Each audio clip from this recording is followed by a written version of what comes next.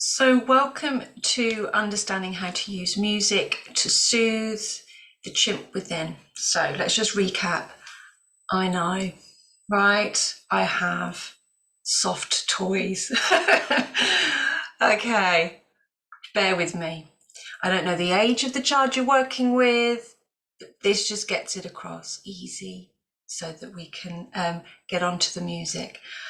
We have parts of us.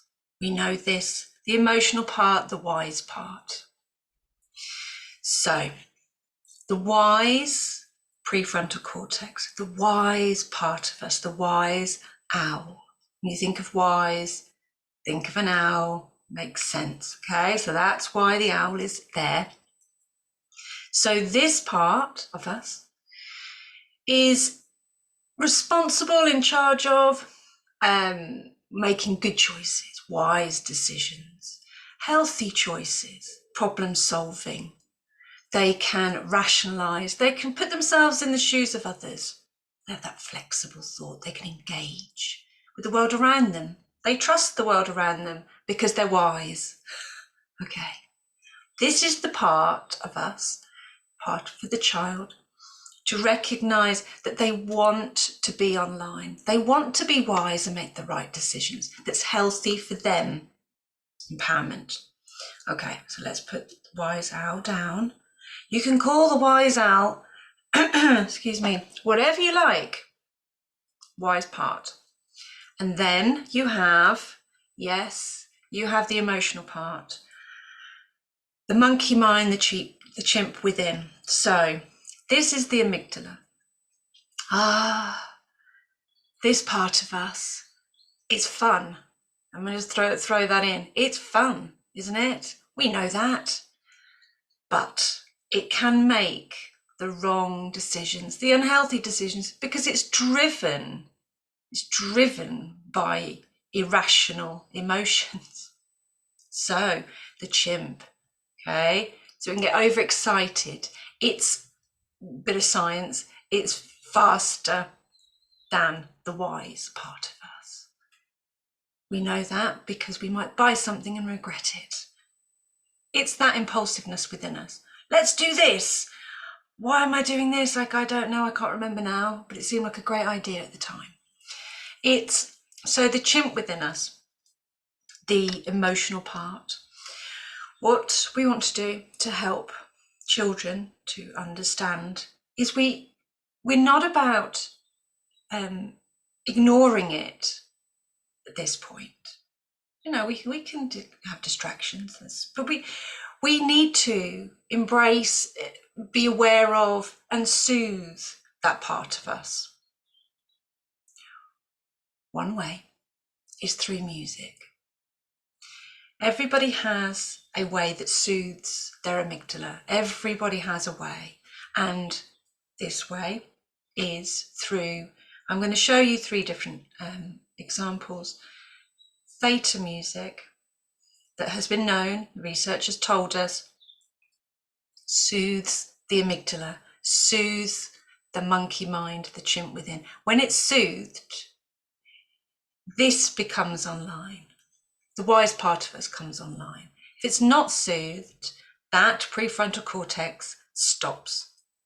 Okay, you know, flipping the lid, it just doesn't engage. You can be talking away at the person and there's nothing going in because the amygdala is fully online and is not going to listen to anything you say. So, soothing through music. So the theta music, I would have on headphones, right? Just blocking everything else out. I would use it in a few different ways. So it won't come across. I feel like it needs to be present to, but I can't hold it and do these as well. I'm sure that the sound won't come across as well as if you were listening to it. This is one of my favourite tracks, so I'm just going to play it. Hopefully I can talk over it. When it comes to this music, whatever music you choose, it needs to have an association. what we do is we capture things visually, we capture things, and we bring in all our senses when we remember them. So if you are using the music to help soothe the amygdala, the chimp within, you need to be doing things that are soothing for the body, so that there is a link between music and calm, regulated physiology, heart rate, temperature. So the sort of things that you could do, can you see that my voice is changing? Is having an environment that is calm and regulated, so that we are also putting in that hippocampus, storing it, that every time we listen to this music, it is time for the body to relax. It is time for the chimp to have a rest, to just chill out, okay? We love you, but not now, okay? Relax, because we want this part of us to be online. So, the sorts of things, breath work, the sorts of things, yoga, meditations. You can talk a meditation over this. What does that do? It stores it in the hippocampus, and then if you need to, you simply play this in the background when you would like everybody in the room, everybody, to have that link. And they go subconsciously, because this is all subconscious. You could argue this is conscious mind, but let's not go there right now. This part of us will remember, this is time that I rest. This is time that I rest. Okay? So the visualizations might link to it, the yoga, whatever it might be. And then you can use that anytime you need it. That can be part of the toolkit for the young person. If they feel overwhelmed, this is online, I'm feeling overwhelmed, I know what to do in my toolkit, I'm going to listen to this. Don't give too much choice. Too much choice is overwhelming. Too much choice, too much, okay? Right, put you there for a second. Press pause to show you the second one. Okay, so now we're looking at another example of using sound, auditory stimuli to soothe, comfort, okay? The two examples are bilateral beats. Obviously, unless you're playing this directly, it's not going to go into the left and the right ear for you, is it? So what I did, because evidence shows that binaural beats are soothing for the amygdala, bilateral sounds are soothing for the amygdala. So I created one. This is all licensed. I enjoyed making it. All licensed to do that. I always put the video. There's always a video. There's always a video, isn't there? Because of the link. There has to be a link. So let's say I'm doing it. So I'm feeling overwhelmed. The monkey mind, the chimp within me is firing away. Thought patterns, negative thought patterns going around. This is going to happen.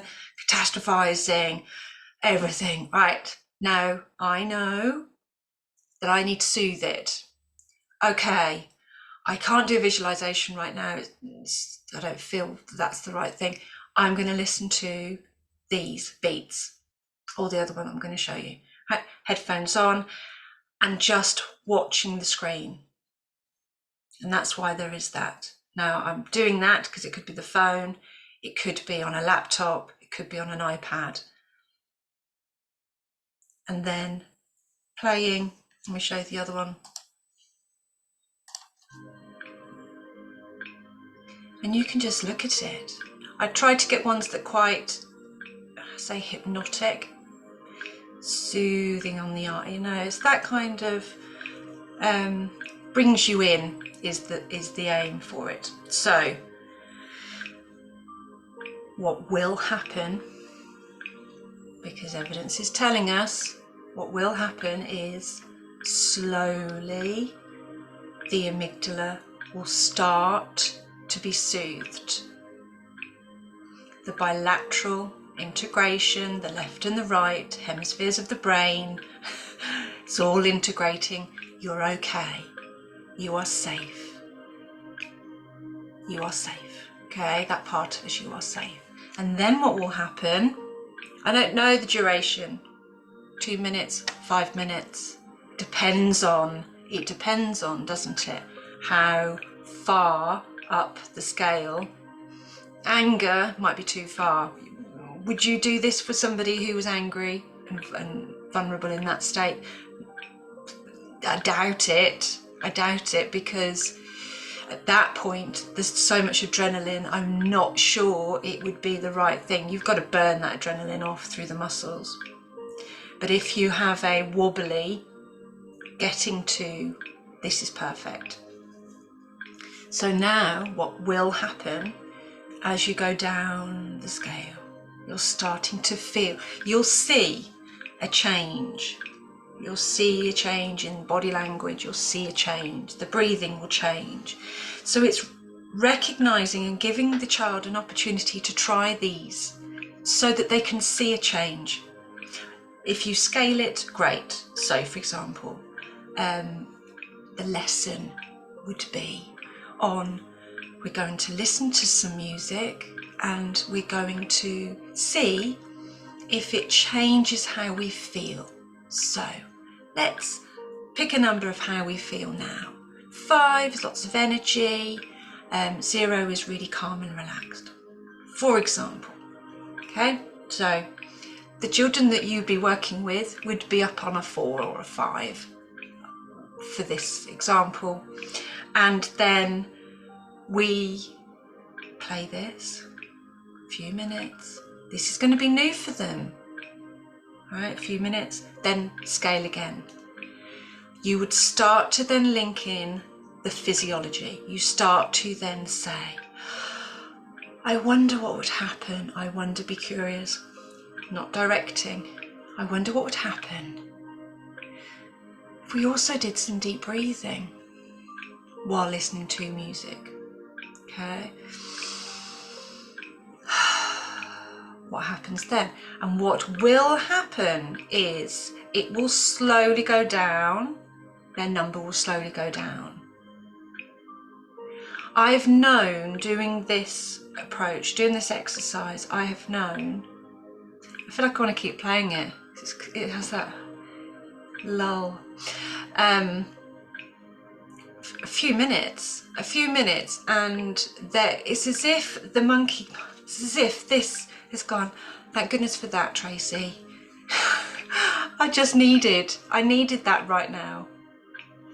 And it can be really quick. Children are so responsive in a positive way to this style of approach. Really, really responsive. We cannot speak to the logical part. Why don't you? Choose to. You can't.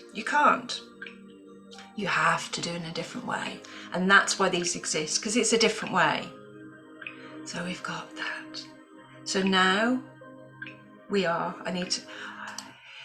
what I also am aware of as I'm playing that, I use these personally.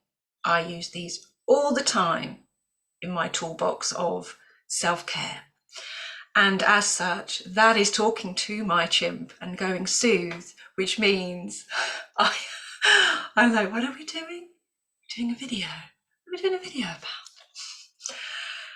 That's the power of this. That is the power of it. But it takes time to integrate. It takes time to get into the hippocampus as a habit. Every time I listen to this, it equals that. Please link it all together. Help them with the breath work. Help them with the deep breathing. Do the applied relaxation technique while listening to the beats. Do some art. If they start to, which can happen, because it's new, they start to feel that it's boring. Oh, I don't want to do it, it's boring. Then get some Play-Doh, get some Lego, get some drawing out, because that is a sign that the monkey is resisting a little bit to change. What is this? What is this? I'm always stressed. Why are you doing this? This is not what we do. So that helps to then act. It's the logical left and the emotional right sort of bringing in together, and then doing the creative. Puzzles is another one. I'm trying to think of another one. Those are the ones I would do. So having those available to hand, because you disappear to get all these things from the room, and the child, because the child will get distracted and follow you around, and then you've kind of, oh, okay, you need to start again. So having it, preparation is everything, isn't it? Having it there, make sure the environment echoes the output, the goal. What is it I would like for this young person? Well, I would like to help them soothe their chimp, soothe the amygdala. Okay, so what is happening in the environment? What is happening? What do they see? And if they see busy, chaotic people walking around, and that's going to be tricky, isn't it? So it is about, okay, let's have a look at the environment to ensure that we don't get disturbed. Put something on the door. Don't knock on the door for the next 10 minutes. I'm doing an intervention on soothing the amygdala through music and auditory stimulation. Enjoy the resource. Take care.